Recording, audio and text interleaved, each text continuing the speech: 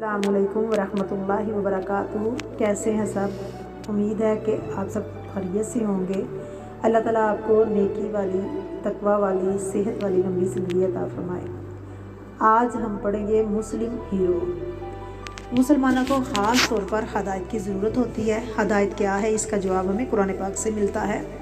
ये किताब क्या है, इसमें कोई शक नहीं और मुत्तकी लोगों के लिए इसमें हदायत है। ये कुरान जिस नबी पर उतरा उनकी ज़ात हमारे लिए एक बेहतरीन नमूना है जिसको हमने फॉलो करना है। कुरान पाक हज़ूर सल्लल्लाहु अलैहि वसल्लम के दिल मुबारक पर नाजिल हुआ और ये कुरान सरासर हदायत है और रहमत है और शिफा है। और जिस नबी पर उतरा उन्होंने इसको प्रैक्टिकली अमल करके बताया। आपकी ज़ात हमारे लिए बेहतरीन नमूना है। उनकी हर बात, कौल, फ़ेल, काम हमारे लिए नमूना है। हमने कुरान और सुन्नत को अपनी ज़िंदगी का मियार बनाना है।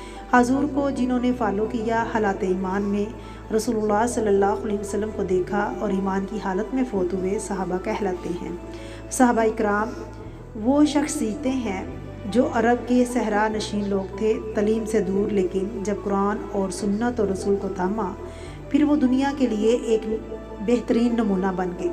फिर अपने इखलाक, किरदार की वजह से सारी दुनिया पे छा गए और हिस्ट्री में गोल्डन वर्ड छोड़कर चले गए और उनका किरदार हमारे लिए काबिल तक़लीद है।